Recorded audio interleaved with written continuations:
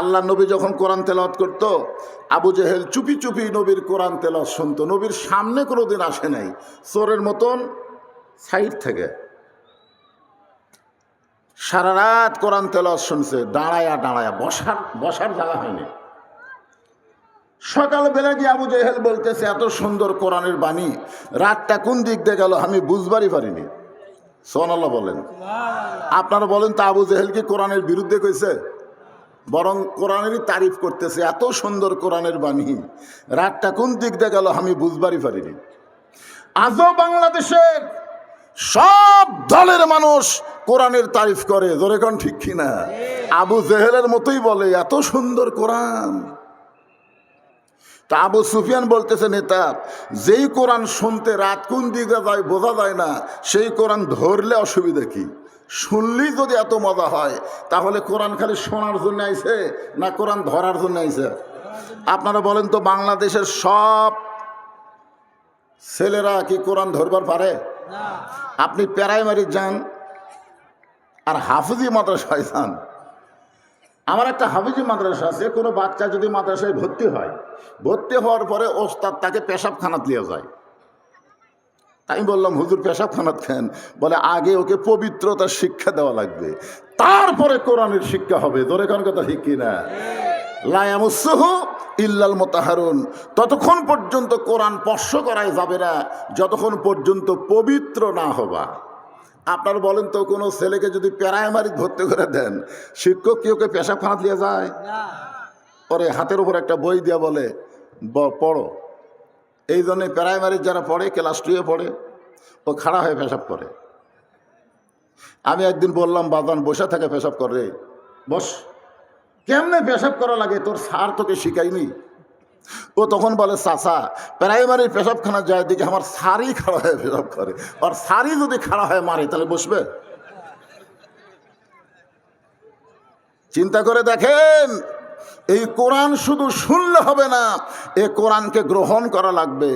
আবু জেহেল বলতেছে, আবু সুফিয়ান, এই কোরআনকে যদি গ্রহণ করি তাহলে তোর আর আমার ভুয়া নেতৃত্ব চলবি না।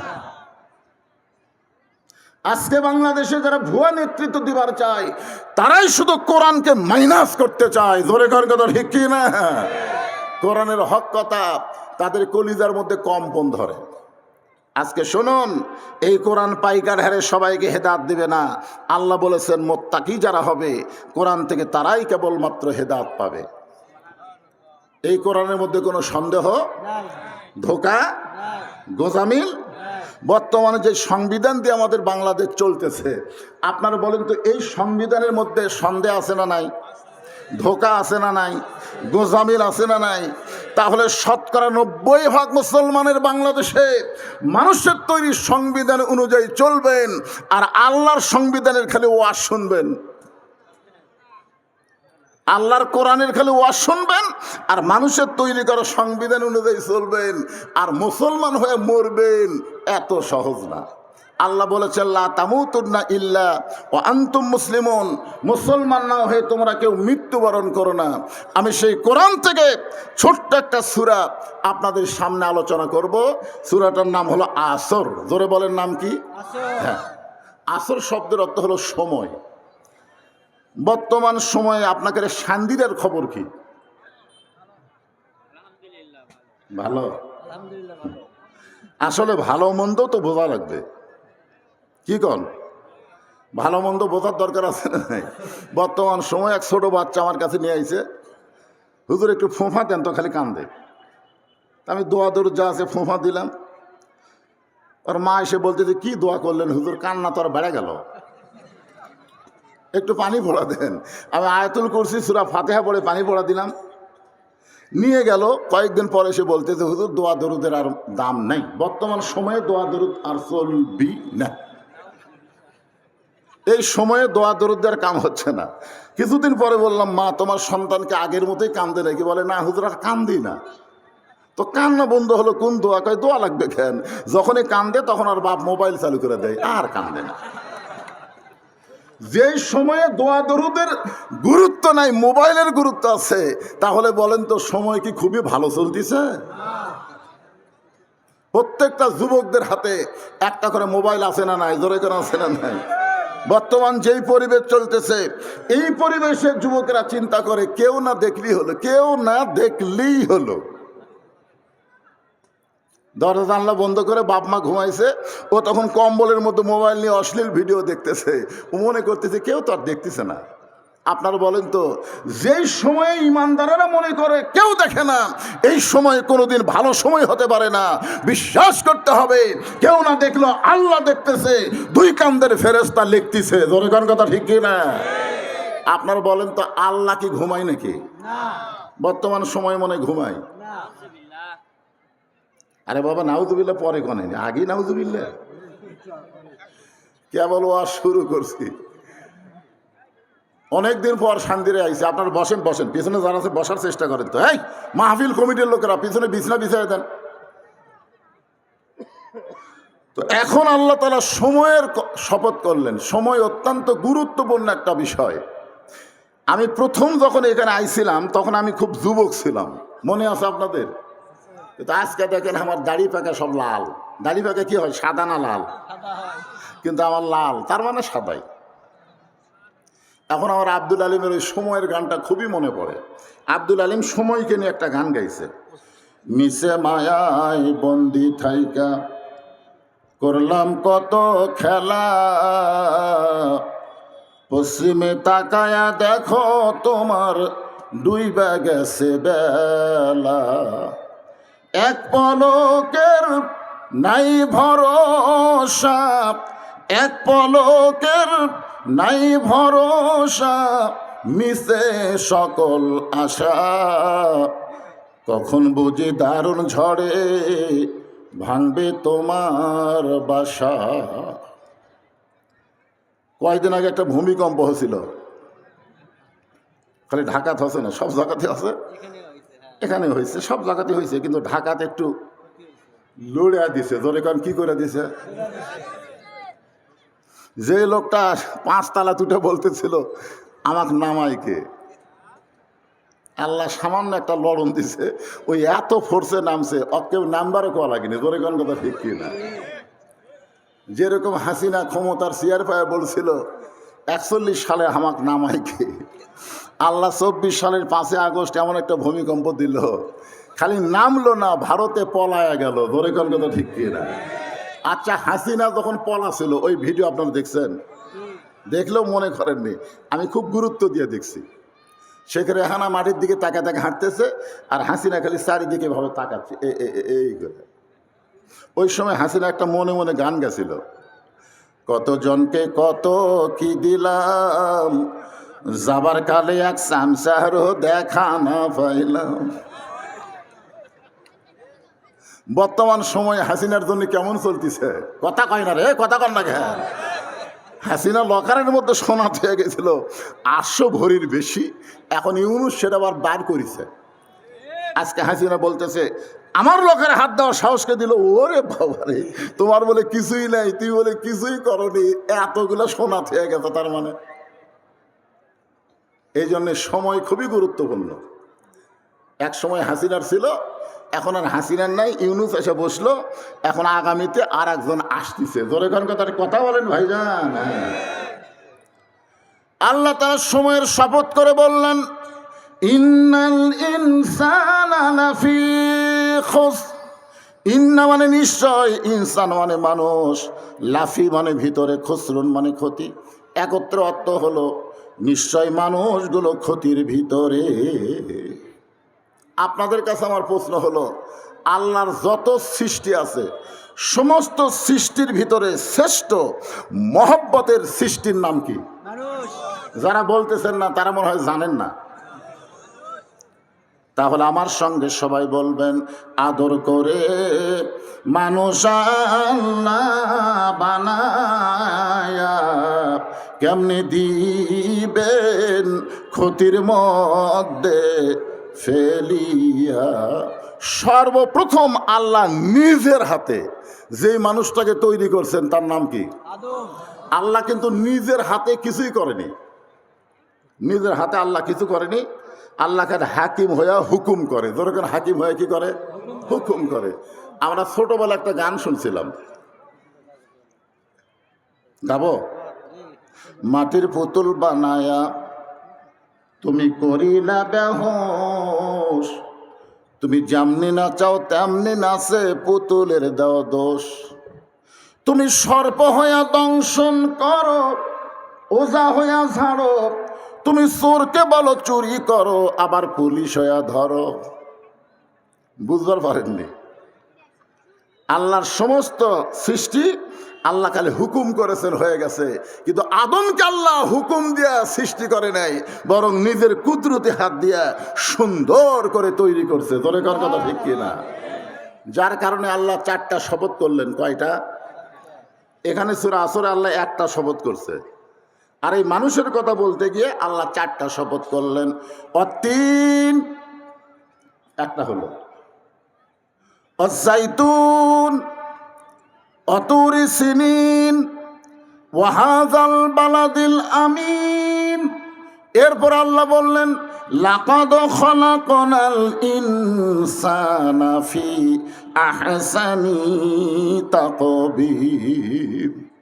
সর্ব উত্তম আকৃতি দিয়ে আল্লাহ মানুষকে সৃষ্টি করেছে, বলেন সুবহানাল্লাহ। আর সেই মানুষগুলো ক্ষতির ভিতরে, এ কথা কে বলতেছে? তাহলে সর্ব উত্তম আকৃতি দিয়ে আল্লাহ মানুষকে তৈরি করে বললেন উসজুদু লি আদামা, আদমকে সেজদা করো। আদমকে কি করো? কাক বলল? ফেরেশতাদের বলল আদমকে সেজদা করো। সব ফেরেশতা আদমরে সেজদা করছে, কিন্তু একজন করেনি।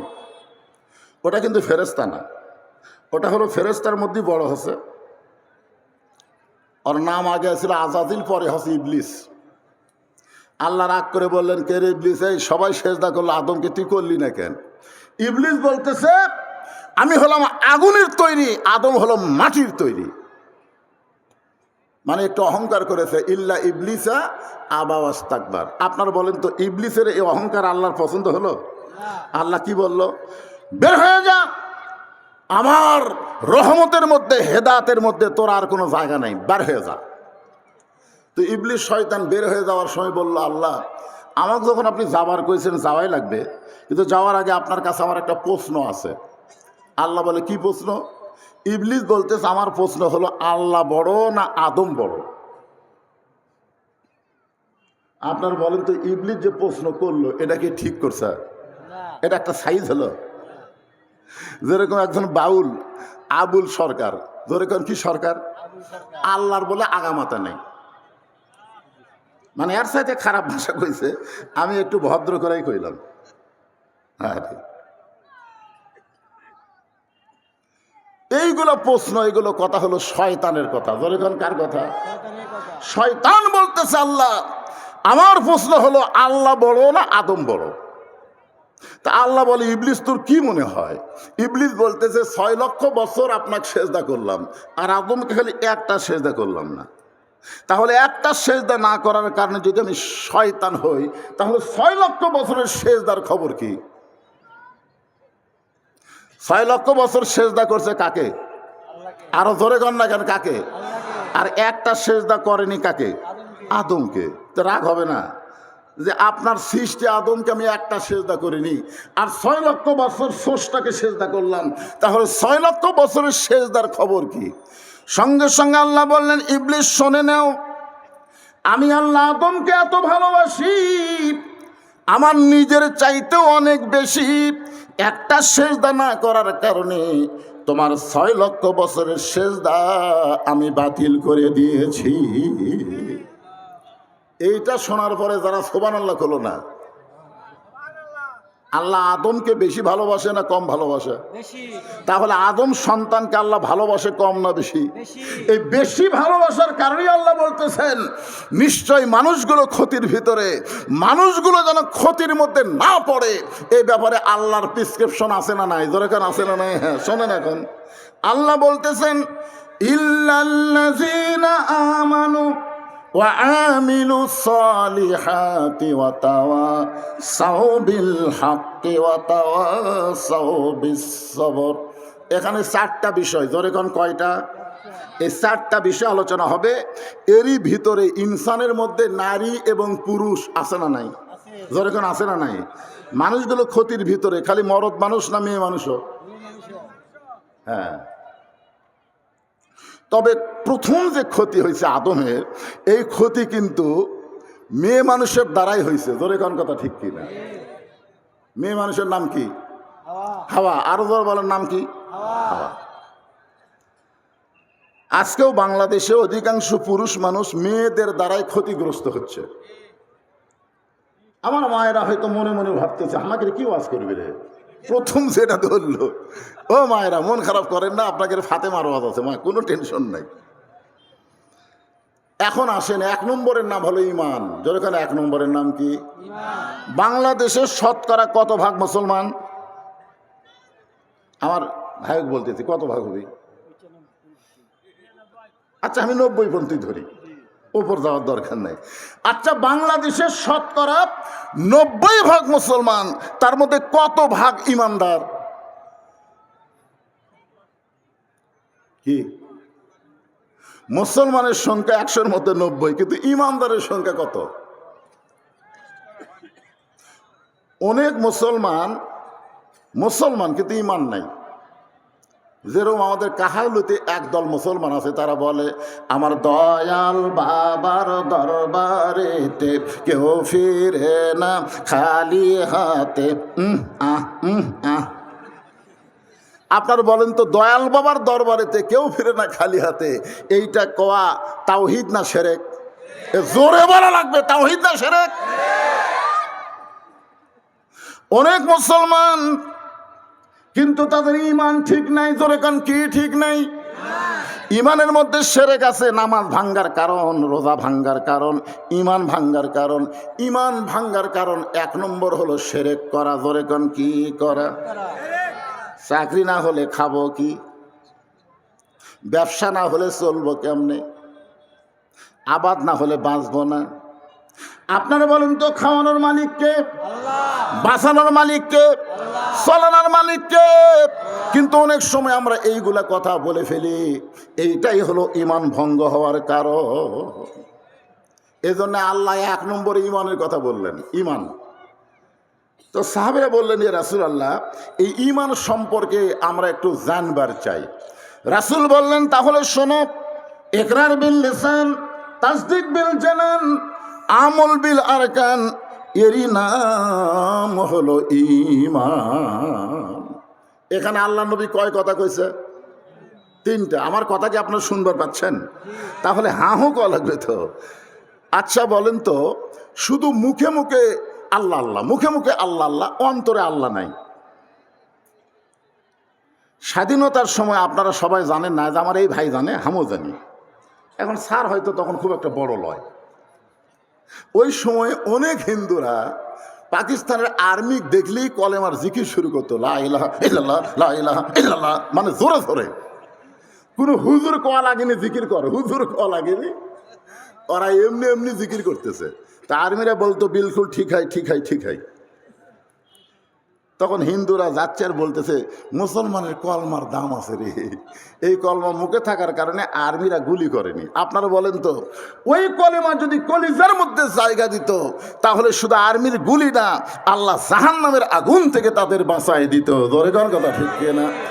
এই জন্যে বলা হয়েছে তাসদিক বিল জানান, কলিজার মধ্যে ঈমান। কলিজার মধ্যে যখন কোনো মুসলমানের ঈমান থাকবে, ওই মুসলমানের কাছে জীবনের চাইতে ঈমানের দাম বেশি হবে। আপনাদের কাছে জীবনের দাম বেশি না ঈমানের দাম বেশি? বুঝে শোনা কর, জীবন বাঁচান ফরজ না ঈমান বাঁচান ফরজ? আমি যখন হাসিনার সময় ওয়াজ করতাম, বিশেষ করে আদমদিঘি উপজেলার মধ্যে যখন আসতাম, আমার বউ জিজ্ঞেস করতো, আমার কিন্তু এই আদমদিঘি দুপচাঁচের মধ্যে বিয়ের বাড়ি। তা আমাকে আমার বউ বলতে, আজকে কোথায় যাবেন? বলে আদমদিঘি। দেখে শোনা ওয়াজ করবেন, দেখে শোনা ওয়াজ করবেন। আমি বললাম, কি দেখবো? বলে দেখবেন পুলিশের গাড়ি আছে কিনা, র্যাবের গাড়ি আছে কিনা, আওয়ামী লীগের কোনো ক্যাডার আশেপাশে আছে কিনা। এগুলো যদি থাকে তাহলে তেল তেলা ওয়াজ করে বাড়িতে আসবেন, ধরা যেন না পড়ে।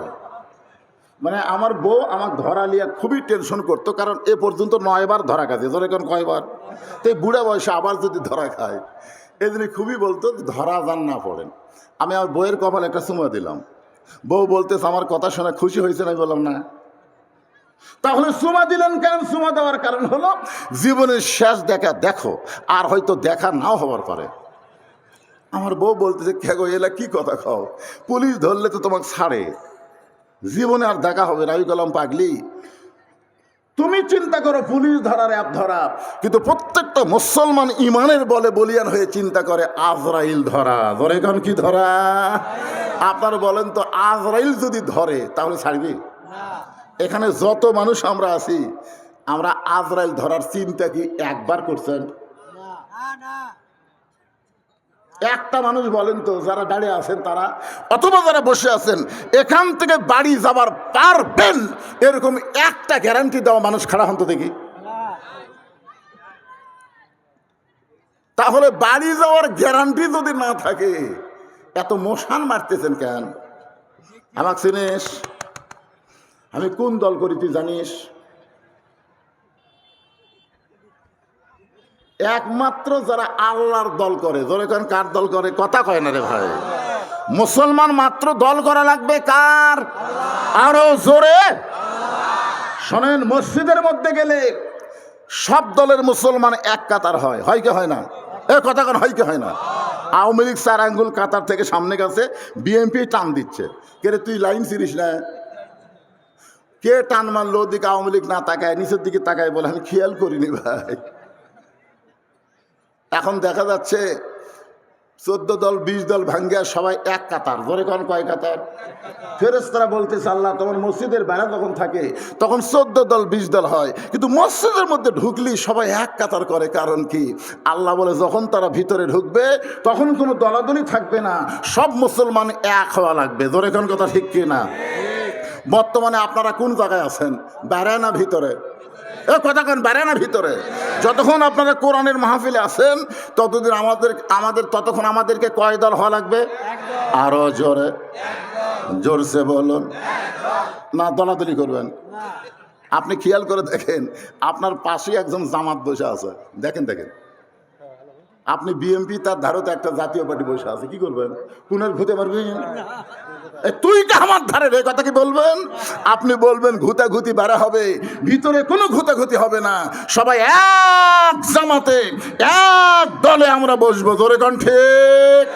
তাহলে এই মুহূর্তে আমরা কয় দল? আরো জোরে জোরসে বলুন। সেই দল আমরা কার দল?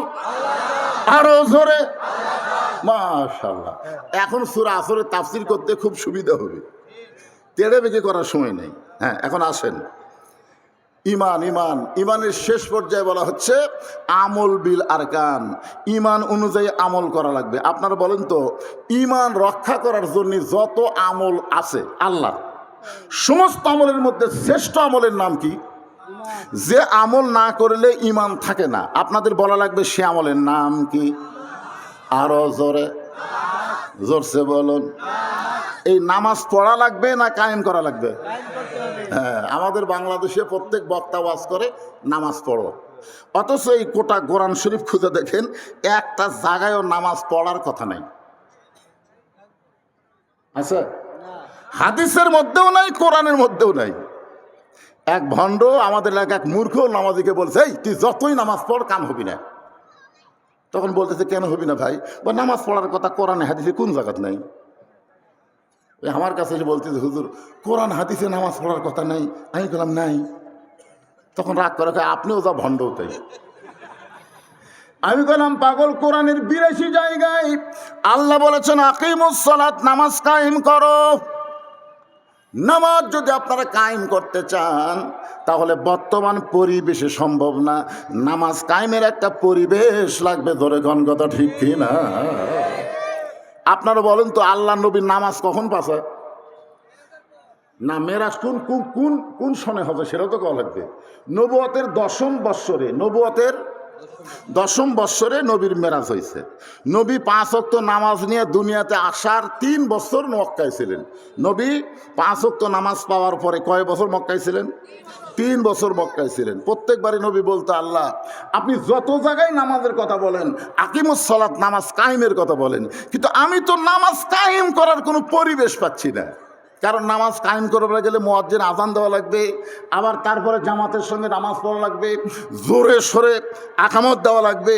এইরকম একটা পরিবেশ তো আমি পাচ্ছি না আল্লাহ, তাহলে নামাজ কায়েম করবো কেমনে? তখন আল্লাহ বলেন, হাবিব নামাজ কায়েমের একটা পরিবেশ করতে গেলে আপনি খালি ইমাম হলে চলবে না, আপনাকে নেতাও হওয়া লাগবে। আজকে বাংলাদেশের আলেমগুলো হলো মসজিদের ইমাম, আর সমাজের ইমাম তো আলেমেরা হওয়ার পারতেছে না। ধরে কোন কথা ঠিক কিনা? এই জন্যে যতই ওয়াজ করেন, 42 বছর আমার ওয়াজের বয়স হলো 42 বছর। 42 বছর ওয়াজ দিয়া যে রাত্রে যেখানে ওয়াজ হয় ওই রাত্রে ফজরের মুসল্লি কমা যায়। আমার ওয়াজ শুনবার আইছিল এক মুয়াজ্জিন ওয়াজ শুনে বাড়িতে গেছে, এমন ঘুমাচ্ছে, ওই আর আজানের সঙ্গে চেতন পায়নি। তো যারা ওয়াজ শুনবার যায়নি তারা চেতন পাচ্ছে, কে রে ফজরে আজান। মসজিদে এসে থেকে তালা দেওয়া, মসজিদ কি দেওয়া, মুয়াজ্জিন তালা দিয়ে আছে, বাড়ি ঘুম পাড়তেছে। তখন চারিদিকে আজান হলো, সে আজানে আমরা চেতন পেলাম, আর আমাদের মসজিদ তালা, মুয়াজ্জিন কোথায় রে?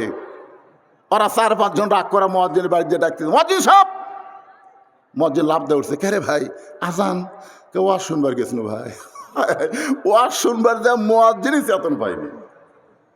আমার কথাই বুঝতেছেন? মানে ওয়াজের তাসির হলো মুয়াজ্জিনই চেতন পায় না। তার মানে বোঝা গেল ওয়াজ দিয়ে নামাজ কায়েম হবে না।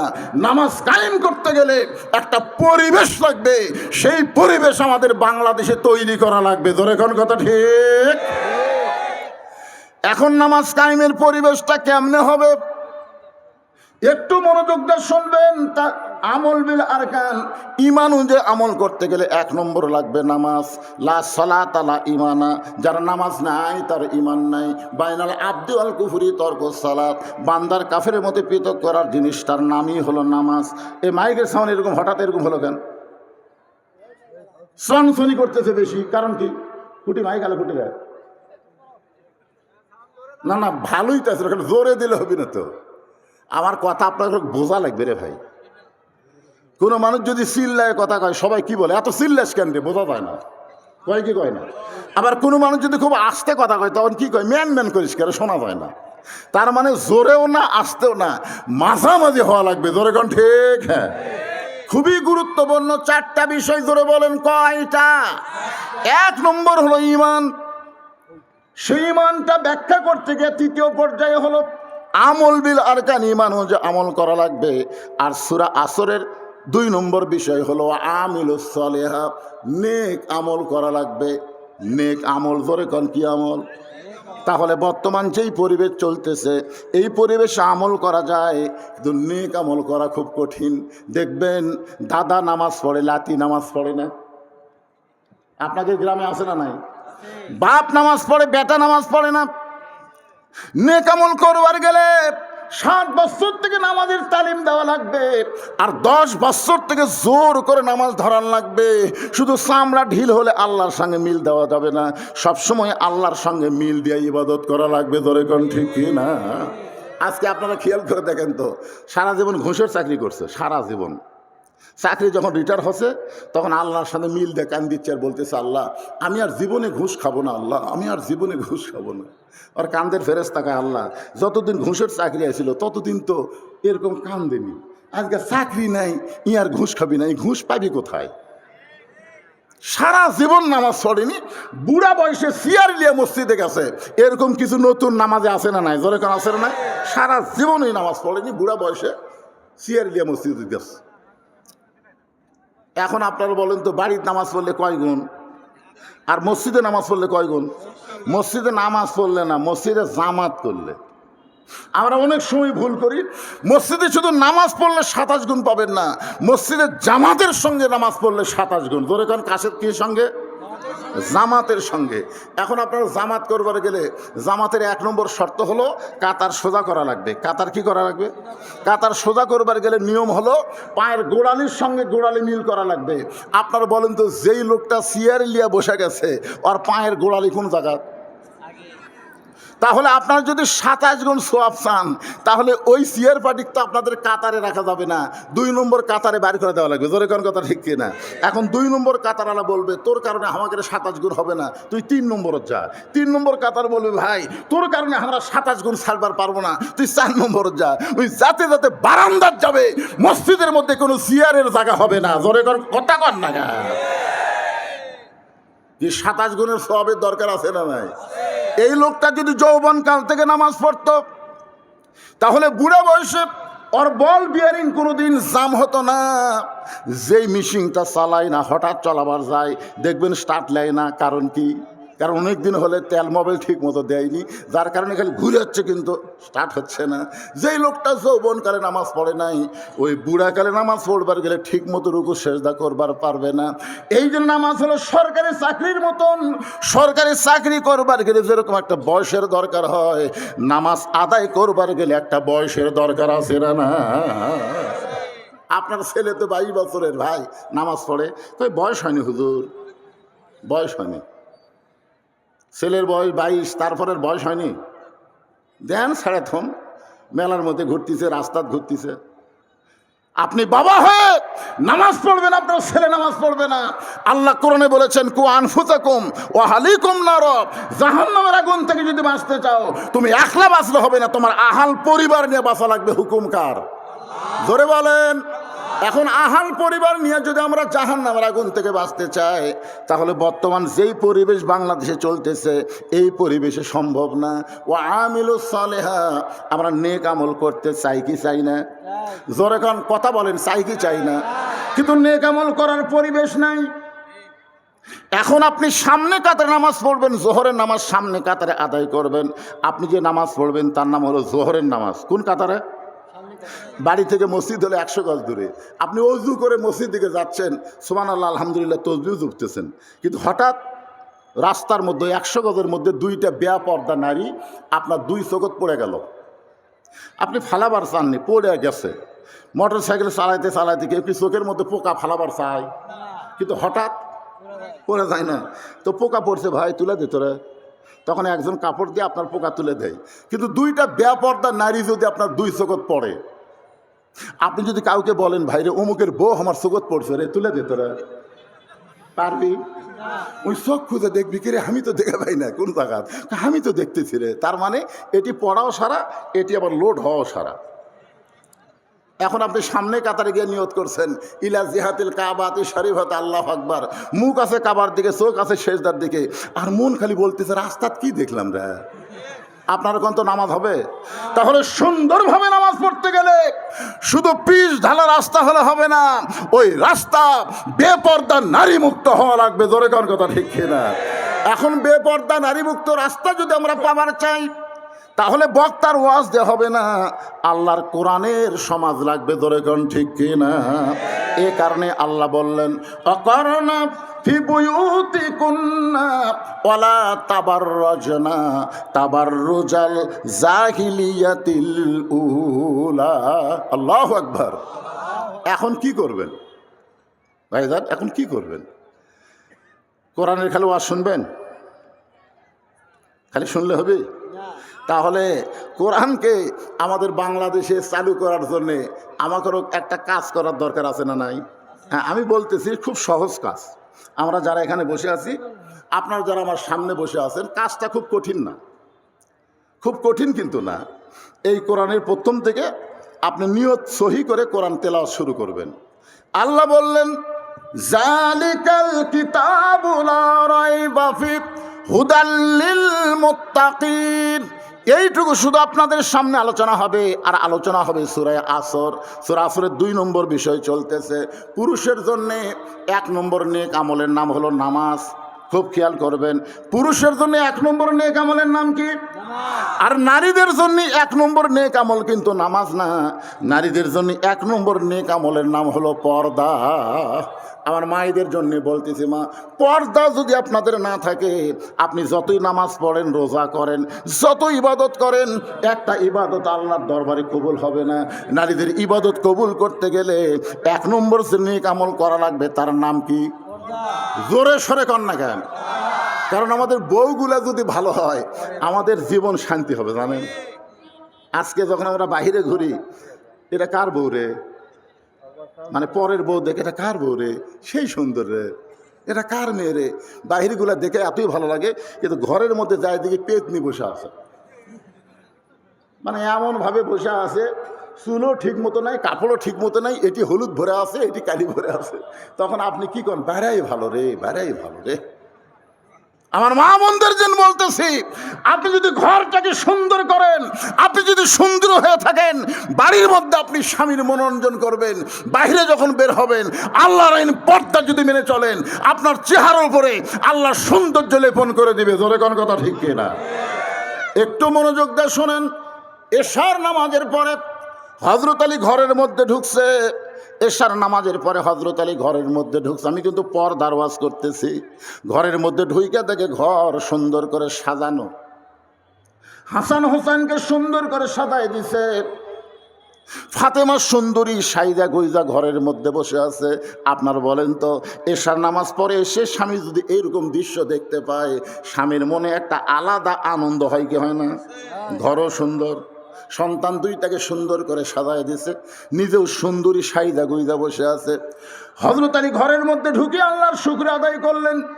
এমন সময় ফাতেমা দুইটা সন্তানকে বুকের মধ্যে নিয়ে কানে কানে ফিস ফিস করে বলতেছে, বাবু, তোমরা দুই ভাই একটু অন্য ঘরে যাও, তোমার বাবার সঙ্গে আমার গোপন কিছু গল্প আছে।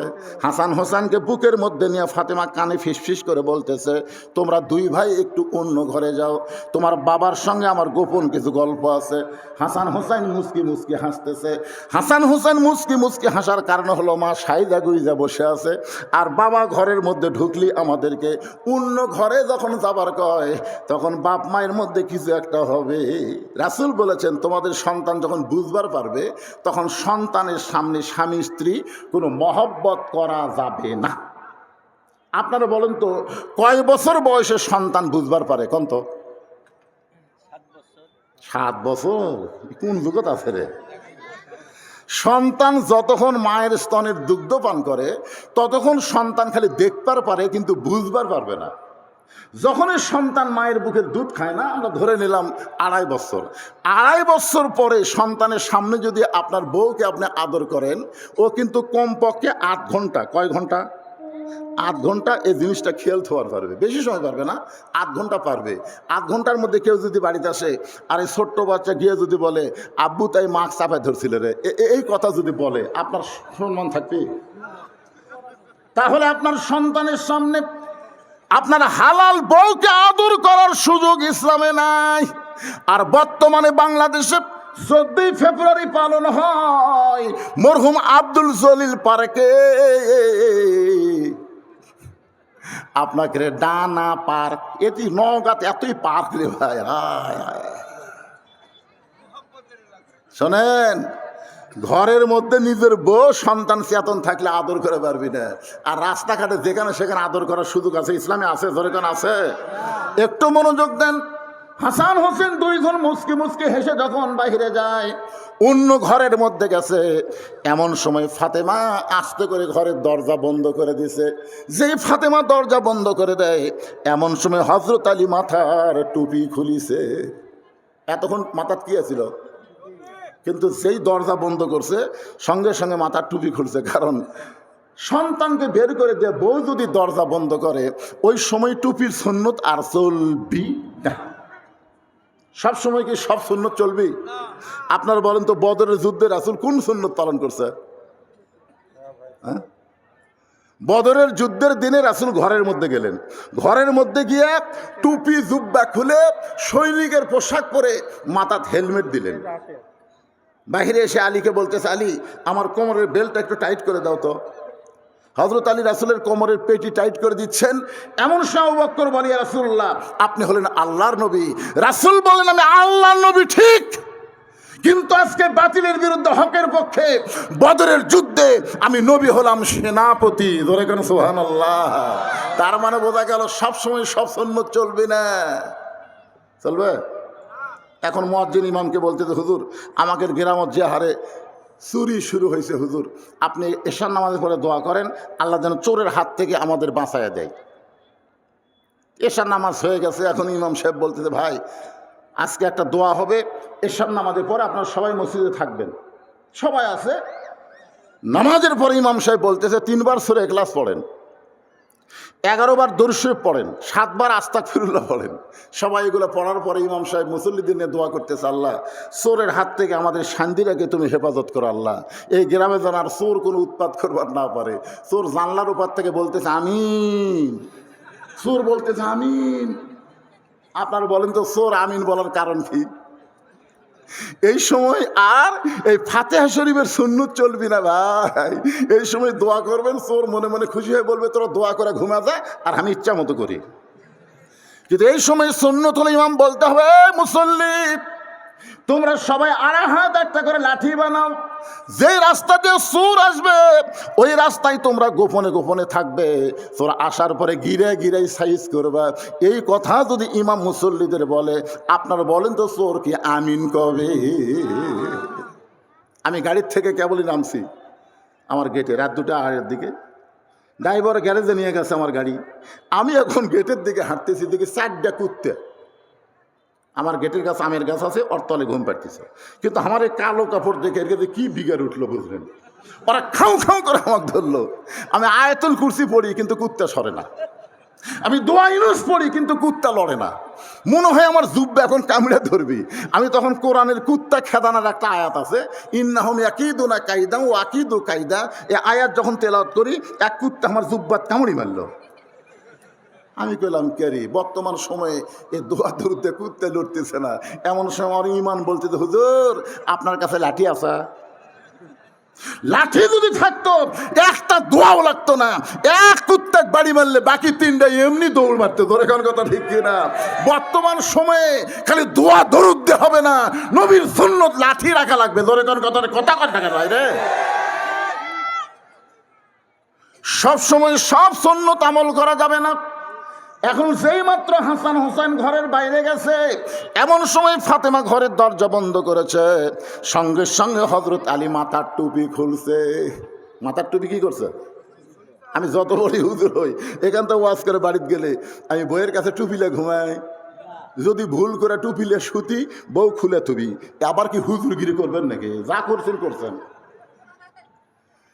হযরত আলী যেই মাত্র মাথার টুপি খুলছে, এমন সময় ফাতেমা দৌড়ে এসে স্বামীর বুকে মাথা রেখে ছোট বাচ্চার মতন ফোঁপায় ফোঁপায় কাঁদতেছে। আলী বলে, ফাতেমা হাসান হোসেনকে ঘরের মধ্যে থেকে বের করে দিয়া তুমি এমন করে আমার বুকে মাথা রেখে কেন কাঁদতেছ? ফাতেমা বলতে, স্বামী গো, আর কোনোদিন ঘর সুন্দর করে সাজাবার পারবো না, আর কোনোদিন হাসান হোসেনকে সুন্দর করে সাজা দিবার পারবো না, আর কোনোদিন সাইজা গুইজা আপনার সামনে নাবার পারবো না, কারণ আজকে গভীর রাত্রে ফাতেমার মৃত্যু হবে। যেই মাত্র কইছে আজকে গভীর রাত্রে ফাতেমার মৃত্যু হবে, গাছের গোড়া কাটলে গাছটা যেমন পড়ে যায়, হযরত আলী তেমনি পড়ে গেলেন ঘরের মাঝায়। ফাতেমা মুস্কি মুস্কি হাসতেছে। জোরে কান সুবহানাল্লাহ। মুস্কি মুস্কি হেসে স্বামীর মাথাখানা উরাতের উপরে নিয়ে কপালে একটা চুমাতে বলে, স্বামী গ, এমন করে আপনি কাঁদবেন না, কারণ আসলে যাইতে হবে। আপনারা বলেন তো এই কথা কি সত্যি? জাত সাকারাতুল মাউত হাক্কুন। সবচাইতে বড় সত্য হলো, যারা আল্লাহ বিশ্বাস করে না ওই নাস্তিকেরাও মৃত্যুকে বিশ্বাস করে। জোরে কোন কথা ঠিক কথা কন না কেন ভাই জান? এই যে ফরাত মাজার, কি চুল আর কি দাড়ি রে, আবুল সরকারের পক্ষে লিখছে। ফরাত মাজারের নাম শোনেন আপনারা? বাংলাদেশে বুদ্ধিজীবী, সুশীল বুদ্ধিজীবী, ই আবার আবুল সরকারের পক্ষে লিখছে। আবুল সরকারকে জেলে রাখার হামাক রাখা একই কথা। আমরা বলবো এই 90% মুসলমানের দেশে আল্লাহ নবী নিয়ে যারা কটাক্ষ কথা বলবে তাদের কোনো আস্ত বাংলার জমিনে থাকবে না। জোরে কোন কথা ঠিক? কারা কারা রাজি? দুই হাত তুলে আমার আল্লাহকে দেখান। লিল্লাহে তাকবীর। কি ভাবতেছেন, কি ভাবতেছেন? আপনি যেই দলই করেন করেন, কিন্তু আল্লাহ রাসূলের ব্যাপারে আমরা কয় দল? সবাই জবান খুলে বলেন, কয় দল? আল্লাহর আগামাতা নাই। আল্লাহ একই মুখে কয় কথা কয়, আর আবুল সরকার কাছে চার কথা। আবুল সরকার সেইগুলো কথা বলেছে একটাও কোরআন হাদিসে নাই। জোরে কর কথা ঠিক কিনা? সম্পূর্ণ বানোয়াটি বাউলের কথা। আমার আল্লাহকে এমন ভাবে কথা বলল যেই কথা আপনাদের সামনে বলতে আমার লজ্জা হয়। আমি সে কথা বলবো না, না ওই খাপসা কথা বললে আমারও ইমান থেকে যাবি। তুই কষে কষে তুই আর রিপিট করলি কেন? আমি শুধু এইটুকুই ভদ্র হয়ে বললাম, আগামাতা নাই। আল্লাহর আগামাতা নাই। কথা কন না কেন বারে? আপনি এত বছর পর আপনাকে শান্তিতে আসলে আমার রাগ করছেন নাকি? এই হুজুর, এরা কোন হুজুরে, কোন কোন মাদ্রাসা পরিষদ?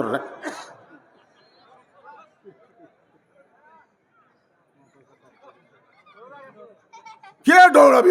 ওরা ডরাবি? আমি যত বড় বক্তা হই, ওরকে হুজুর হওয়া আমার পক্ষে কঠিন। এরকে হুজুর হলো আলাদা হুজুর। আমার মাদ্রাসার এক ছাত্রকে বললাম, ভাই বাবা আমার টুপিটা ধুয়ে দাও তো। ও তখন বলতে যে হুজুরের অনুমতি ছাড়া যে মাদ্রাসা আমি চলাই, সব হুজুরের বেতন আমি দেই, সব হুজুর আমার দেখলে খাড়ায় তাকে ভয় থাত্তর করে, আর হুজুরে আমাকে দ্বারা কাঁপে। আর ওই ছাত্র বলতেছে হুজুরের হুকুম ছাড়া আপনার টুপি ধোয়া যাবে না। আমি তোর বললাম, তোরকে হুজুর কে রে? আমি যত বড়ই বক্তা হই, এরকে হুজুর আমি হওয়ার পারিনি। এরকে হুজুর আলাদা আছে। তোর এখন ঠিক কিনা? ওই হুজুর হয়তো কোন জায়গা থেকে ইশারা মারতেছে, ওরা উঠে চলে যাচ্ছে। আমার কথা এরা বসবি তাই? এই যে মাঝখানে কিছু হুজুর দেখা যাচ্ছে। আপনার কি থাকবেন না যাবেন ভাবছেন? থাকবেন ইনশাল্লাহ। আপনাকে ওয়াজ আছে, কারণ আজকের মাহফিলে হচ্ছে হাফিজে মাদ্রাসার মাহফিল, ইয়েতিমখানার মাহফিল। জোরে কোন কথা ঠিক? হ্যাঁ, মনোযোগ দিয়ে শুনবেন। কি বলতেছিলাম একটু গুরুত্ব দেন। আবুল সরকারের কথা বলতেছিলাম যে আবুল সরকার আল্লাহ ব্যাপারে এমন কথা বলেছে, সে আবুল সরকারের পক্ষে কোনো মুসলমান নিবার পারে? কথা কন না কেন? পারে? আপনার বলেন তো, যারা পক্ষ নিছে এরা মুসলমান? আপনি দেখেন না কেন, ইউটিউব দেখেন, ফেসবুক দেখেন, যারা পক্ষ নিছে এরা সব বামপন্থী। বামপন্থী বোঝেন? একটু মনোযোগ দিয়ে কথাগুলো শুনবেন। হযরত আলীর মাথা কানা ফাতেমা উরাতের উপরে নিয়ে কপাল একটা চুমু দেয়, বলে স্বামী গো এমন করে আপনি কাঁদবেন না, কারণ আসলে যাইতে হবে। সবাই বলেন আসলে, এই সত্য কথাটা বলেন, আসলে। ওগো স্বামী, আমি আমার বাবার মুখে শুনেছি আপনি হলেন পৃথিবীর সবচাইতে বড় বীর। ফাতেমা তার স্বামীকে বলতেছে, আমি বাবার মুখে শুনেছি আপনি হলেন পৃথিবীর সবচাইতে বড় বীর। আপনারা বলেন তো, হযরত আলী যে পৃথিবীর সবচাইতে বড় বীর, এ ব্যাপারে আপনাদের সন্দেহ আছে?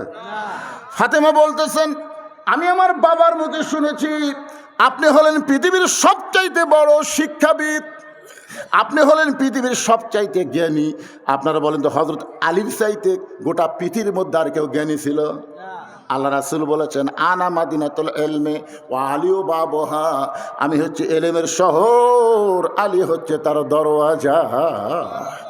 একটা কথা আপনাদের বলি, আল্লাহ রাসূল যতদিন মদিনার প্রেসিডেন্ট ছিলেন 10 বছর, ততদিন শিক্ষামন্ত্রী ছিলেন হযরত আলী। শিক্ষামন্ত্রীকে হযরত আবু বকর যখন মদিনার খলিফা হলেন, ওই সময় শিক্ষামন্ত্রী হলেন হযরত আলী। উমর যখন মদিনার খলিফা হলেন, ওই সময় শিক্ষামন্ত্রী হলেন হযরত আলী। ওসমান যখন মদিনার খলিফা হলেন, ওই সময় শিক্ষামন্ত্রী ছিলেন হযরত আলী। ধরে কেন সুবহানাল্লাহ। মানে দেখেন, খলিফা পাল্টে গেছে কিন্তু শিক্ষামন্ত্রী পাল্টেনি। আপনারা বলেন তো, হযরত আলীকে শিক্ষামন্ত্রী রাখার মধ্যে বরকত কি? আজকে আমাদের বাংলাদেশে শিক্ষামন্ত্রী কে রে? এই শিক্ষা উপদেষ্টার নাম কি? শিক্ষা উপদেষ্টার নাম কি? আমাদের বাংলাদেশে শিক্ষা উপদেষ্টা আছে না? এখন তো আর মন্ত্রী নাই, এখন উপদেষ্টা। আল্লাহ রাসূল বলেছেন, খায়রুকুম মান তাআল্লামাল কুরআন ওয়া আল্লামাহ। ওই ব্যক্তির চাইতে দামি সম্মানী কোনো ব্যক্তি নাই যে ব্যক্তি আল্লাহর কোরআন শিখেছে এবং অপরকে কোরআনের শিক্ষা দেয়। ভাইজান, আজকে আগডম বাগডম ঘোড়ারম সাথে ঢাক ঢোলক ঝাঁদর বাজে এই মিথ্যা শিক্ষার জন্য হাজার হাজার কোটি টাকা বাজেট হয়। জোরে কোন কথা ঠিক কিনা? কিন্তু আল্লাহর কোরআনের শিক্ষার জন্য এই বাংলাদেশে কোনো বাজেট হয় না। তার মানে কি? আমি এ পর্যন্ত না হলেও 20 থেকে 25,000 হাফেজের মাথার টাকরি বাঁধতেছি এই 42 বছরে, কিন্তু এর মধ্যে একটা হাফেজও এমপির বেটা নাই, একটা হাফেজও ডিসিএসসির বেটা না, সবগুলা গরিবের সন্তান। এই মাদ্রাসায় যারা লেখাপড়া করে অধিকাংশই তারা গরিবের সন্তান, আর গরিবদের সন্তানের দিকে কোনো নেতারা তাকায় না। জোরে করে কথা কন না কেন? সত্য কথাটা বলেন। তার নিজের সন্তান তো পড়ে না, পরের সন্তান পড়ে। সংসদেও কোনোদিন এই মাদ্রাসার জন্য কোনো কথা হয় না। যে তিন বাচ্চারা লেখাপড়া করে এদের জন্য কিছু বাজেট করা দরকার। মাস গেলে প্রাইমারির হেড স্যার 50,000 টাকা বেতন পায়, অথচ মাস গেলে মাদ্রাসার মোহতামিম 1 টাকাও পায় না, ভিক্ষা করে চলান লাগে। একটু মনোযোগ দিয়ে শুনবেন। ফাতেমা চোখের পানি বের করে বলে, স্বামী গো, আমি বাবার মুখে শুনেছি আপনি হলেন পৃথিবীর সবচাইতে বড় বীর, আপনি হলেন পৃথিবীর সবচাইতে সত্য বড় জ্ঞানী, তাহলে এই সত্য কথা শুনে আপনি এমন করে পড়ে গেলেন কেন? ওগো স্বামী, আমি দুনিয়া থেকে বিদায় নিব, বিদায় নেওয়ার পর আমার 3টা চাওয়া আপনাকে পুরা করা লাগবে। হযরত আলী কান্দের বলে, ফাতেমা, দুনিয়ার জীবনে গরিব ছিলাম বলে তুমি কিছুই চাইলা না, মৃত্যুর পরে তুমি কি চাইবা ফাতেমা? ফাতেমা বললেন, আমার 1 নম্বর চাওয়া হলো আমি রাতের অন্ধকারে মৃত্যুবরণ করব, রাতের অন্ধকারেই আমাকে দাফন করা লাগবে। আমার 2 নম্বর চাওয়া হলো আমার কোনো জানাজার ব্যবস্থা করবেন না। আমার 3 নম্বর চাওয়া হলো আমার লাশটা খাটনিতে তুলবেন না, কারণ 4 জন ব্যক্তি আমার খাটনি কান্দে নেবে, এমন 4 জন ব্যক্তি আমি খুঁজে পাইলাম না। আমার বাবা যদি আজকে দুনিয়াতে জীবিত থাকতো, মরা মেয়ের লাশের খাটনি বাবা কান্দে নিবার পারতো। আমার হাসান হোসেন যদি বড় হইতো, তাহলে মায়ের লাশের খাটনি কান্দে নিবার পারতো। কিন্তু 6 মাস আগে আমার বাবা দুনিয়া থেকে বিদায় নিয়েছে। আমার হাসান হোসেন এত ছোট, এরা মায়ের লাশের খাটনি কান্দে নিবার পারবে না। আপনি শুধু কান্দে করে নিয়ে ওই জান্নাতুল বাকির পূর্ব কোণায় সবুজ রঙের একটা বাতি জ্বলবে, ওই বাতি বরাবর আমাকে দাফন করবেন। আমার কবর খুঁড়তে যদি আপনার কষ্ট হয়, তাহলে আপনার একান্ত বন্ধু যদি কেউ তাকে দুনিয়ায়, তার একটু বলে দিবেন সে যেন গোপনে ফাতেমার কবর খনন করে। দুনিয়ার কোনো পুরুষ মানুষকে যেন ফাতেমার কবরের খবর না দেয়। গভীর রাত্রে হযরত আলী কানতে কানতে এক দৌড়ে আবু যর গিফারের জানলার কাছে। আবু যর গিফার ঘরের মধ্যে থেকে চিন্তা করে, আমার জানলার কাছে ছোট বাচ্চার মতন এমন করে কে কাঁদতেছে। দরজা খুলে বাইরে তাকায় দেখে আসাদুল্লাহিল গালিব হযরত আলী কাঁদতেছে। আবু যর গিফার বলে, আলী ভাই, জীবনে বহু যুদ্ধ তোমার সঙ্গে করলাম, কোনো যুদ্ধে তোমাকে পরাজিত হয়ে আমি কাঁদতে দেখি নাই, কিন্তু আজকে আমার জানলার কাছে এমন করে কাঁদতেছ, তোমার জীবনে এমন যুদ্ধ কি শুরু হয়ে গেল?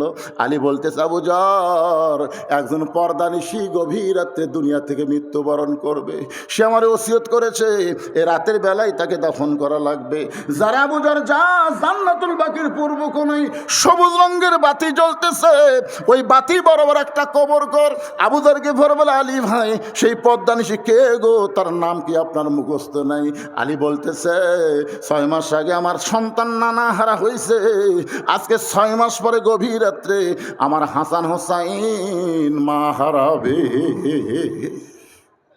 যেই মাত্র কইছে 6 মাস আগে আমার হাসান হোসাইন নানা হারা হয়েছে, এখন পর্যন্ত সন্তান 2টা কাঁদতেছে। সাহাবীদের পাইলে জিজ্ঞেস করে, তোমরা কি আমার নানাকে দেখছো? আমার নানা কোন জায়গায়? যেই সন্তানের চোখের পানি বন্ধ হয় নাই, আবার আজকে রাত্রেবেলায় মা হারা হয়ে যাবে। যারে আবু যর যা, একটা কবর কর। আবু যর গিফারি কোদাল নিয়ে জান্নাতুল বাকির পূর্ব কোণায় গিয়ে দেখে সবুজ রঙের একটা বাতি জ্বলতেছে, যেই বাতির কোনো তার নাই, যেই বাতির কোনো সুইচ নাই, বিনা তারে বিনা সুইচ আমার আল্লাহ তাআলা অটোমেটিক জ্বলায়া দিছে। জোরে সরে বলেন সুবহানাল্লাহ। আপনি কি মনে করতেছেন কারেন্ট গেলে আপনি বলেন কারেন্ট গেল কেন, অন্ধকারে কেমনে থাকবো? এখনই যদি মাহফিলের বাতি চলে যায় সবাই হো করে উঠবেন, তাহলে 50,000 বছর অন্ধকার কবরে থাকা লাগবে, যেই কবরে কোনো বাতি নাই, যেই কবরে কোনো দরজা নাই, জানলা নাই। যারা ঈমান আমলের নূর নিয়ে কবরের মধ্যে যাবেন তাদের কবর আল্লাহ অন্ধকার করে দিবে না, তাদের কবরকে আল্লাহ জান্নাতের বাগান বানায় দিবে। ধরে কোন কথা ঠিক না? আপনারা বলেন তো, জান্নাতের বাগান বানাইলে ওখানে সুইচ কোথায়? আবু যর গিফারি লক্ষ্য করে দেখে যেই তারের মধ্যে যেই বাতির কোনো তার নাই, যেই বাতির কোনো সুইচ নাই, বিনা তারে বিনা সুইচ আমার আল্লাহ তাআলা অটোমেটিক জ্বলাই দিছে। আবু যর গিফারি লক্ষ্য করে দেখে ওই বাতির আলোটা গোলাকার হয়ে পড়ে নাই, চার কোণা হয়ে পড়েছে। ওই চার কোণার ভিতরে কোদাল দিয়ে কবর খনন শুরু করে দিল। একসময় আবু যর আবেগে, অনেক সময় মানুষের বিবেক থাকে না, আবেগে বলতেছে, কবর তুই কি বলতে পারিস এই গভীর রাত্রে কেন কবর খুঁড়তেছি? তোর মধ্যে এমন একজন মহিয়সী নারীকে দাফন করা হবে, আল্লাহর নবীর মেয়ে হওয়ার পরেও নবী তাকে মায়ের মতন সম্মান করেছে। আপনারা বলেন তো, ফাতেমা নবীর কে হয়? হাদিস শরীফ আছে, একদিন আল্লাহ রাসূল সাহাবীদের সামনে বললেন, রে সাহাবীরা, তোমরা জানো জয়নাব আমার মেয়ে, কুলসুম আমার মেয়ে, রোকে আমার মেয়ে। এই কথা বলি নবী চুপ হয়ে যায়। আবার রাসূল বললেন, সাহাবীরা তোমরা কি জানো জয়নাব আমার মেয়ে, রোকে আমার মেয়ে, কুলসুম আমার মেয়ে। তিনবারে রাসূল বলতেছে, তোমরা কি জানো জয়নাব আমার মেয়ে, রোকে আমার মেয়ে, কুলসুম আমার মেয়ে। তখন হাসান হোসাইন নবীর কাছে বসে আছিল। এরা দুই ভাই বলতেছে, এই তিনবার নবী মেয়ের কথা বললো, কিন্তু হামাকের মা গরিব বলে নবী হামাকের মায়ের কথা কয় না, আমরা থাকবো না। এই কথা বলে হাসান হোসেন যখন যাবার চাই, নবী দুইজনকে এক টানে বুকের মধ্যে নিয়ে বলে, ভাইজান তোদের মা ফাতেমা আমার মেয়ে না রে, তোদের মা ফাতেমা হলো আমারও মা। সুবহানাল্লাহ। সঙ্গে সঙ্গে সাহাবীরা বলতেছে, ইয়া রাসূলুল্লাহ আমরা সবাই জানি ফাতেমাও আপনার মেয়ে, কিন্তু আপনি নিজে কেন মা বলতে পারেন? রাসূল বললেন, তাহলে শোনো, ওই তাইফের ময়দান থেকে রক্তমাখা শরীর নিয়ে আমি যখন আবার মক্কায় ফিরে আসলাম, ওই সময় আমার দরদের বিবি খাদিজা দুনিয়াতে ছিল না, কিন্তু খাদিজার পেট থেকে আল্লাহ 4টা মেয়ে আমাকে দিয়েছিল। ওই 4টা মেয়ে তখন দুনিয়াতে ছিল। কয় মেয়ে? নবী বলতেছে, আমি যখন ঘরের মধ্যে ঢুকলাম একসঙ্গে 3 মেয়ে ঘরের মধ্যে আসলো, রোকেয়া, কুলসুম আর জয়নাব। বলতেছে, বাবা আপনি তাইফে কেন গেলেন? বাবা তাইফবাসীরা এত পাথর মারছে, গোটা দেহ আপনার রক্তাক্ত হয়ে গেছে, এই কষ্ট আপনি কেমনে সহ্য করবেন? 3টা মেয়ে মেয়ের মতন কথা বলে চলে গেছে। আসলেই তো তাই, পাথর মারছে কাকে? নবীকে। এই কষ্ট আপনি কেমনে সহ্য করবেন? রাসূল বললেন, সাহাবীরা 3টা মেয়ে মেয়ের মতন কথা বলে যখন চলে যায়, এমন সময় ফাতেমা আমার ঘরের মধ্যে ঢুকে দরজা বন্ধ করে দেয়। রাসূল বলে, ফাতেমা ঘরের মধ্যে ঢুকে কেন দরজা বন্ধ করলি? ফাতেমা বলতেছেন, বাবা ইব্রাহিম নবীর জন্য আল্লাহ যদি নমরুদের চুলা শান্তির বাগান বানাবার পারে, মুসা নবীর জন্য আল্লাহ যদি সাগরকে রাস্তা বানাবার পারে, তাহলে আমার বাবার জন্যে আল্লাহ তাইফের পাথর কেন তুলা বানাবার পারলো না? আজকে যদি তাইফের পাথর তুলা হইতো, আমার বাবার গায়ে লাগতো ঠিকই, কিন্তু চামড়া কাইটা রক্ত বের হতো না। এই কষ্ট আমি কেমনে সহ্য করব বাবা? এই কষ্ট আমি কেমনে সহ্য করব? 3টা মেয়ে বলেছে, এই কষ্ট আপনি কেমনে সহ্য করবেন? আর ফাতেমা বলতেছে, বাবা এই কষ্ট আমি কেমনে সহ্য করব বাবা? কানতে কানতে দরজা খুলে উনানে গিয়া, বারান্দায় গিয়া উনানে পানি গরম করতেছে, জয়তুনের তেল গরম করতেছে। রাসূল বলেন, সাহাবীরা রে, কিছুক্ষণ পরে পানি গরম করে জয়তুনের তেল গরম করে ঘরের মধ্যে ঢুকে দরজা বন্ধ করে দেয়। আমি রাসূল বললাম, ফাতেমা আবার কেন দরজা বন্ধ করলি? ফাতেমা বললেন, বাবা সন্তান যখন বড় হয়, ওই সন্তানকে গোসল করাইতে গেলে দরজা খুলে গোসল করা যায় না বাবা। রাসূল বলেন, সাহাবীরা রে, ফাতেমা আমার দেহের জুব্বা খুলে যত জায়গায় তায়েফবাসী পাথর মারছে, ওই গরম পানির মধ্যে নরম কাপড় চুবড়ায়া চুবড়ায়া আমার গোটা দেহ পরিষ্কার করে ওই নরম আঙ্গুলের মধ্যে গরম জয়তুনের তেল নিয়ে আমার ক্ষতস্থানে যখন মালিশ করে দেয়, আমি নবী কখন যেন সন্তান হইয়া ফাতেমার উরাতকে বালিশ বানায় ঘুমায় গেছি। ওই ঘুমের মধ্যে আমি স্বপ্নে দেখতে পাই আমার মা আমিনা আমার শিওরের পাশে দাঁড়ায় কাঁদতেছে। এত বছর পরে আমিনাকে দেখে বললাম, মা আইসেন যখন আর যাবার দিব না।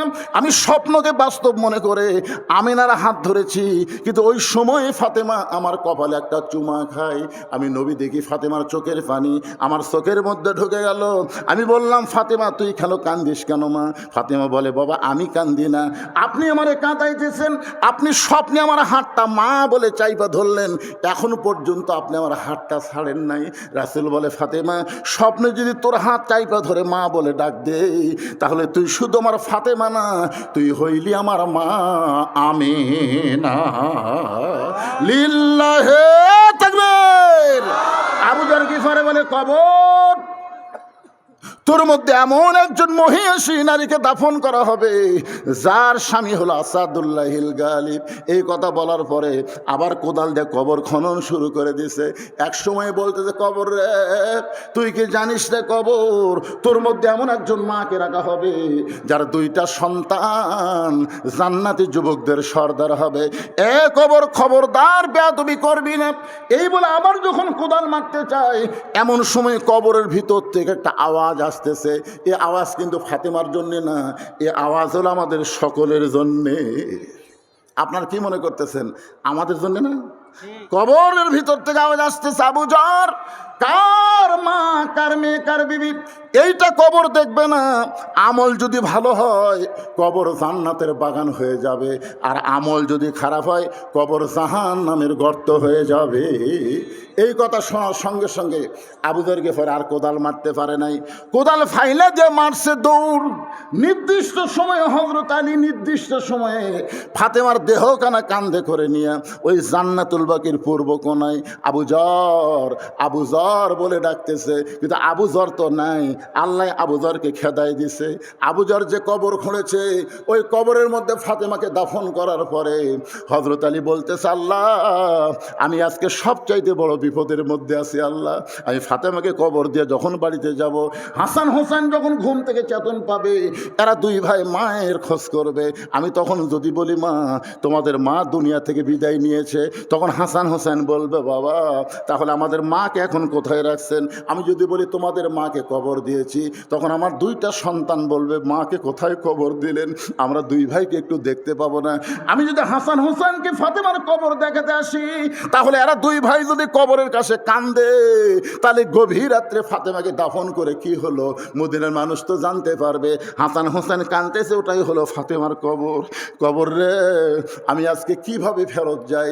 ও ফাতেমার কবর, আমি আলী আজকে বড় বিপদে পড়েছি। এই কথা কয়েকবার বলার পরে হযরত আলী তাকায় দেখে সামনে কয়েকটা পুরাতন কবর দেখা যায়। এইমাত্র ফাতেমার কবর দিল, সেই নতুন কবর গেল কোন জায়গায়? গোটা জান্নাতুল বাকি দৌড়ের বলে ফাতেমার কবর। এখন এই ফাতেমার কবর দিলাম, সেই কবর গেল কোন জায়গায়? কে যেন গায়েব থেকে আওয়াজ দেয়, আলী ফাতেমা পর্দানিশি। আমি আল্লাহ জহুরা ডিগ্রি দিয়া, জোরে বলেন কি ডিগ্রি? আরো জোরে বলেন কি ডিগ্রি? আমার মায়েদের জন্য অত্যন্ত গুরুত্বপূর্ণ কথা।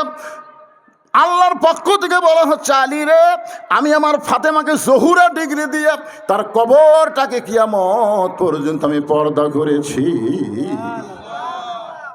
হযরত আলী ফজরের নামাজ পড়তে গেলেন, রাত্রে বিবিকে দাফন করে ফজরের নামাজ পড়তে গেলেন। মসজিদের মধ্যে যায় দেখে আবু যর নাই। আলীর মনের মধ্যে একটু রাগও আছে, কেন তো কবর খুঁড়বার দিছি, আর তুই কবর খোঁড়া বাদ দিয়ে কোথায় গেছিস? ফজরের সময় আবু যর নাই, জোহরের সময় নাই, আসরের সময় নাই, একদিন নাই, 2 দিন নাই, 1 সপ্তাহ নাই, 1 মাস নাই। সমস্ত সাহাবেরা বলা বলি করলো, নবীর জলিল কদর সাহাবী আবু যর গেল কোথায়? আলী কিন্তু জানে, কিন্তু কাউকে বলতেছে না যে আমার বইয়ের কবর খুলবার যে হেরে গেছে। 1 বছর যায়, 2 বছর যায়, সবাই চিন্তা করে আবু যর গিফারি গেল কোথায়? কয়েক বছর পরে মদিনায় আবু যর গিফারি, কয়েক বছর পর মদিনার বাচ্চারা পাগলের মতন দেখে, কেউ ঢেল মারে, কেউ তিরস্কার করে, পাগল পাগল। সবাই যখন পাগল পাগল বলে আবু যর গিফারিকে তিরস্কার করে, ঢেল মারে। এমন সময় হযরত আলী চিন্তা করে, এই পাগল কে রে?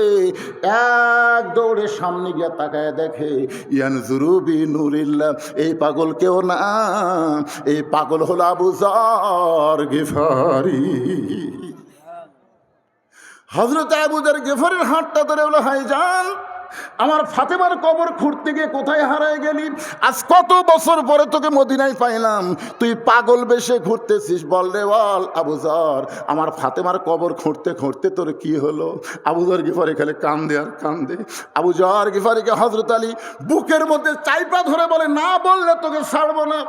একসময় আবু যর গিফারি কাঁদতে কাঁদতে কাঁদতে কাঁদতে যখন পড়ে যায়, হযরত আলী উরাটটা বালিশ বানিয়ে দিয়ে কপালে চুমোতে বলে, আবু যর বল ভাই বল, তুই কি জন্য পাগল হয়ে গেলি, সংসার ত্যাগ করলে বল। আবু যর গিফারি শুধু 3 বার একটা শব্দ উল্লেখ করেছে, কবর কবর কবর। 3 বার উল্লেখ করে হযরত আলী তাকায় দেখে আবু যর গিফারি আর নাই, এই দুনিয়া থেকে চিরদিনের মতো বিদায় নিয়েছে। চারিদিকে সাহাবারা এসে আলীকে বলতে, আলী ভাই কোন পাগলকে উড়াতে নিয়ে ঘুম পাড়াইতেছ? আলী বলতে, সাহাবীরা রে, কয়েক বছর থেকে যেই আবু যরকে আমরা খুঁজতেছি, আজকে সে আবু যর আমার উড়াতে মাথা দিয়া 3 বার শুধু কবর কবর কবর বলে দুনিয়া থেকে বিদায় নিয়ে চলে গেল। এই জন্য গায়ক কেঁদে কেঁদে বলেছে, কিন্তু যেদিন ডাক পড়িবে কবর মাঝে যাইতে, জোগাড় কিছু করছো বন্ধু তার মাঝে বিছাইতে। আমি সূরা আসরের 4টা বিষয় আপনাদের সামনে আলোচনা করব, আপনারা কি শুনবেন ভাই? কারা কারা শুনবেন আল্লাহকে একটু হাত দেখান। লিল্লাহে তাকবীর। এই ডানানোগুলো হাত তোলেন না কেন? এরকম আমার বেশি সন্দেহ হয়। সবাই হাত তোলেন, 2 হাত তোলেন। লিল্লাহে তাকবীর। আমি ওয়াদা দিলাম কোরআন শরীফ সামনে নিয়ে, অসুবিধা নেই। কিন্তু এই যে কবরের কথা বললাম, আমরা সবাই কবরে যাব, যে কোনো সময় আমাদের ডাক পড়বে। জোরে কোন কথা ঠিক কিনা? কি বলতেছে? কিন্তু যেদিন ডাক পড়বে, কিন্তু যেদিন মানে কোন দিন? যে কোনো সময় ডাক পড়বে। সেই কবরের পাথর হিসাবে আজকে এই শান্দিরা এতিমখানা মাদ্রাসায় আপনাদেরকে দান করা লাগবে। এত হাজার হাজার মানুষের মধ্যে আমি আপনাদের কাছে এই মাদ্রাসায় দান করার জন্যে একটা করে কোরআন মাত্র 500 টাকা, 500 টাকা দিবেন, একটা কোরআন শরীফ দান করার সওয়াব আল্লাহ আপনাদের আমল নামায় দিয়ে দেবে। যাদের বাপ মা কবরে গেছে, আল্লাহ কোরআন দানের ওসিলায় আল্লাহ যেন বাপ মার কবরকে জান্নাত বানায় দেয়। কেউ যদি মনে করে হুজুর আমি একটা কোরআন দেবো না, 5টা কোরআন দিব 2500 টাকা, 10টা কোরআন দিব 5000 টাকা। এখানে অনেক আল্লাহর বান্দা আছে। পৃথিবীর শ্রেষ্ঠ দান নবীর মাদ্রাসা একটা কোরআন। আপনাদের কাছে ব্যাগ যাবে, রুমাল যাবে, একজন উঠবেন না, এখনই হাত দেখাচ্ছেন। এখনই যদি আপনি না শুনে চলে উঠে যান, তাহলে লিমা তাকুলু মালা তাফালুন, যে কথা বলে তার সাথে কাজের মিল নাই, ওই হলো টাটকা মুনাফিক। জোরে কান, কি মুনাফিক? কথা কয় না কেন? এখনই হাত তোলেননি আপনারা, শুনবেন না তো? শোনার জন্য হাত তুলে আদায়ের কথা বললে লাভ ঘটেন কেন? আপনারা কি মনে করছেন আমি ঘন্টা ঘন্টা আদায় করবো? ওয়াজ করা লাগবে রে।